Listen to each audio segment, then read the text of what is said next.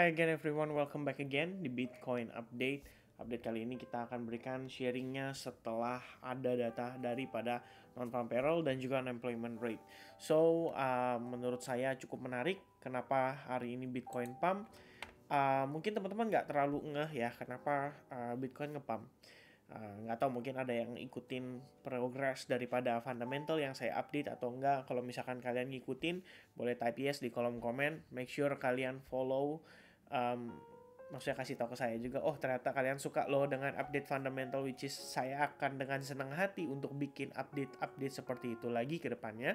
Dan yang perlu dinotis sebetulnya, ini sedikit ya, pembukaannya, saya sedikit aja sharing tentang hal ini.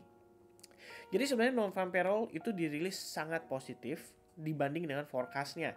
Tapi teman-teman perhatikan, karena previousnya 315.000, sekarang jadi 261.000, intinya tetap turun.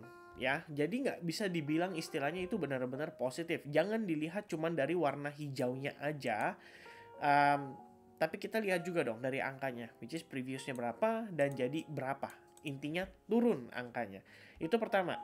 Nah, yang sebetulnya agak lebih mix adalah data dari average hourly earning, yaitu pendapatan rata-rata per jam, itu malah meningkat jadi 0,4%. Ibaratnya banyak orang yang sekarang mungkin bahasanya itu lebih ke freelance dibandingkan pekerjaan tetap.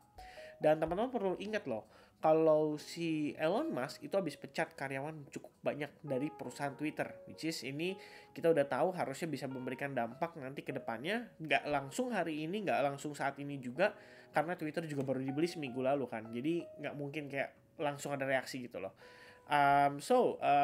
Itu perlu dinotis, ada beberapa hal itu yang perlu dinotis, dan yang paling penting lagi adalah unemployment rate-nya itu naik dari 3,5%, perkiraan naiknya cuma 0,1, ternyata naik 0,2%. Ini artinya sangat-sangat tidak baik.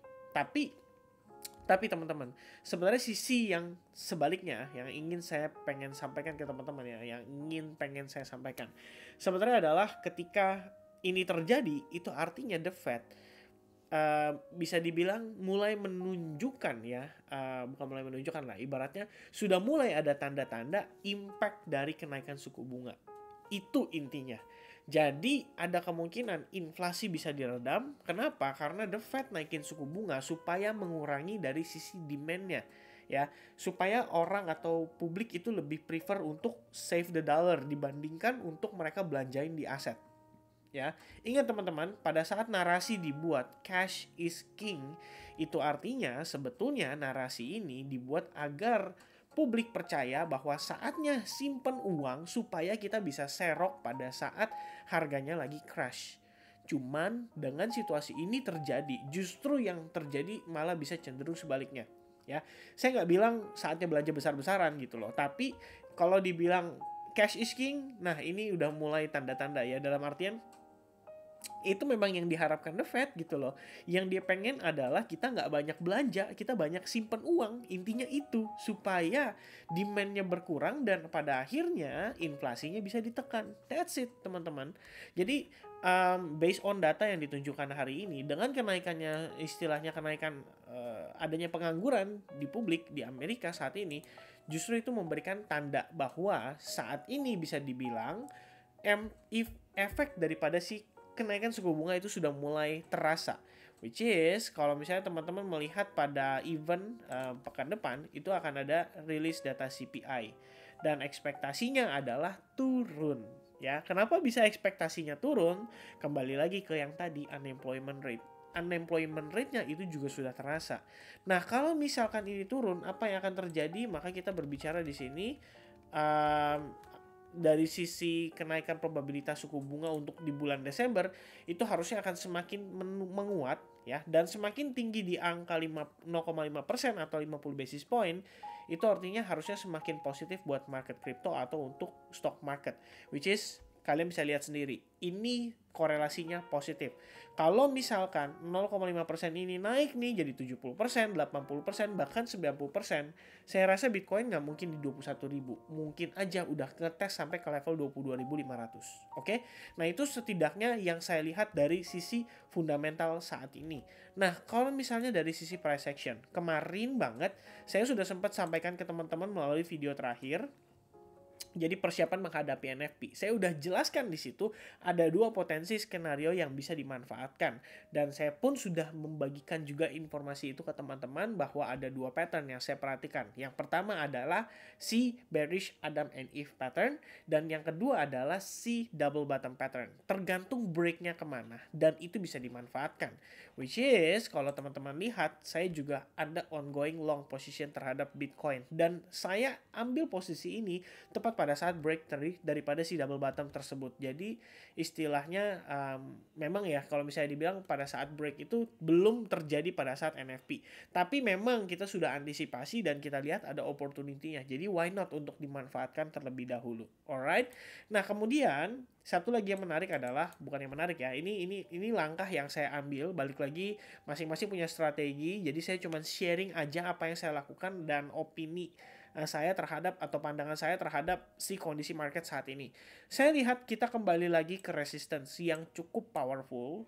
Secara daily, technically kita udah ngejar ke area tertinggi yang baru yaitu di 21.300-an, tapi untuk close candle-nya belum confirm.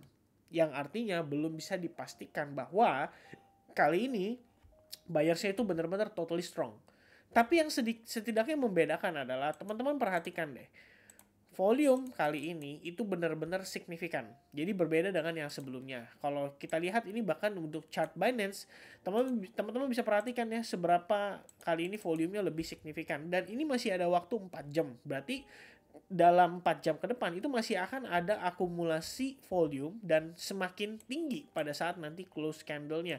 Dan saya pikir ini adalah suatu hal yang kita boleh consider, terutama karena faktornya kembali lagi ke data unemployment rate. Kayaknya itu yang paling berpengaruh dan paling memberikan sentimen terhadap pergerakan market kripto, saham, dan juga untuk dolar sendiri pada hari ini. Kalian bisa lihat saham rata-rata naik sekitar 1%, Dow Jones naik ya hampir 1%, S&P 500 juga naik 1%. Meanwhile, dolar index terreject dan sangat signifikan, bahkan kembali ke range yang bisa dibilang mendekati area 0,236-nya. Ini waktu saya update video ini itu sekitar jam 2.42 waktu Indonesia Barat ya. Artinya close candle-nya untuk forex market tuh sekitar jam 3.30 4 atau jam 4. Which is ini bakal bagus banget kalau misalkan dolar close-nya kayak gini. Bayangin decline 2% dalam satu hari. Dan ini disebabkan oleh ya tadi kembali lagi ke unemployment rate. Alright, jadi teman-teman percaya atau tidak dengan fundamental akan memberikan pengaruh pada market atau tidak, itu kembali ke masing-masing. Tapi kalau saya pribadi saya percaya dan kita perlu sometimes untuk mencari tahu atau menganalisa lebih advance di awal supaya minimal kita punya gambaran gitu loh. Kalau misalkan terjadi seperti ini ya kita bisa antisipasi. Memang endingnya tebak-tebakan, but at least dengan kita mempersiapkan langkah apa yang akan kita ambil, kita jadi nggak galau pada saat kondisi marketnya terjadi. Ya, jadi istilahnya bukan market terjadi dulu, kemudian kita langsung galau gitu ya, dalam arti, market udah ngepam nih, gimana nih, apa entry sekarang dan lain sebagainya. Lebih baik adalah ketika kita sudah ada persiapan di awal, jadi kita bisa lebih well prepared. Alright, nah itu setidaknya yang saya bisa sharingkan sama teman-teman. Dan mungkin dari video kemarin, ya sebagian dari teman-teman jadi bisa belajar sesuatu, paling tidak jadi punya gambaran, kayak gini loh ya ketika kita sebagai trader kita mencoba untuk menganalisis. Dan pada saat break terjadi, disinilah saya take action ya, saya benar-benar take action, which is ya posisinya ya kalau teman-teman tahu ya, kalau teman-teman lagi follow saya, ini baru banget landing. Jadi baru banget saya landing lagi di Singapura, and then lihat break nih lumayan signifikan, oke lah saya coba manfaatkan. ya. That's it teman-teman. Sharing untuk saat ini, saya personally sudah taking profit sekitar 50% dari porsi yang saya sudah punya, karena simply targetnya juga sudah tercapai dengan penempatan stop loss di bawah area lowestnya, dan target pertama itu adalah di area highest level sebelumnya. Itu sudah tercapai. Saat ini saya maintain sisa posisi udah dengan stop loss dalam keadaan break even, jadi udah nggak ada kerugian sama sekali. Kalau misalkan dia naik, ya udah kita enjoy the ride. Tapi kalau misalkan dia reject dan ternyata belum saatnya untuk dia pump, ya it's okay. I think nggak ada masalah, karena memang yang kita juga tahu nih, kita sekarang posisi dekat sekali dengan area resistance-nya. Alright, so itu aja mungkin teman-teman seputar Bitcoin yang bisa saya sharingkan. Once again, thank you very much for watching. I hope you guys enjoy dan bisa mendapatkan informasinya. Happy weekend, dan sampai ketemu lagi di update berikutnya. Everybody, God bless, and bye-bye.